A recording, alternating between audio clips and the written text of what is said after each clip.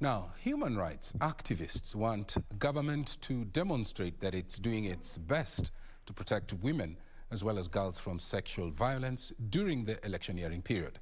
Mulika Wabakaji Campaign Consortium, which brings together over 30 civil society organizations, say that women and girls have suffered sexual violence in the past elections, a situation that must be avoided. The civil society groups now call on relevant authorities to ensure that the perpetrators of rape and defilement get convicted to ensure justice for the victims. Here is that report. Peace Brigade's International National Coordinator, Alberto Fade, said from the previous experiences there has been an increase of sexual-based violence during electioneering period, a situation that must be addressed. When we are talking about sexual gender-based violence, we are thinking mostly about women. But that's not the case only. It is mostly the case, we have to say. Victims of rape and defilement are also men, young children, and this is an issue that deserves the attention of the entire community, and the victims deserve the support.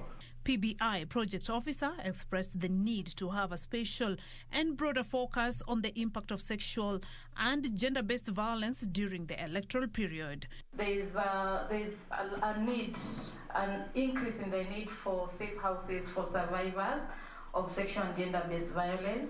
This is because sexual and gender-based violence tends to increase during this period.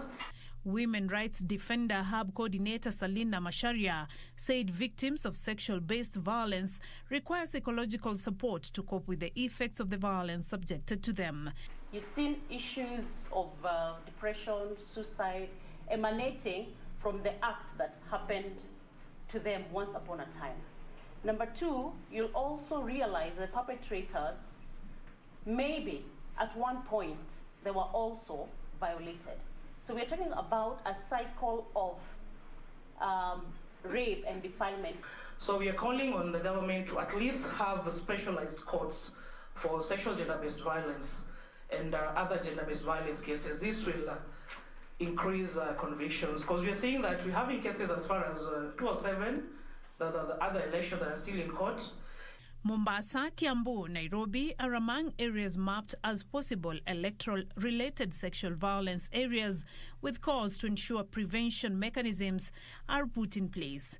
Beatrice Gatonyangetich, Prime Edition.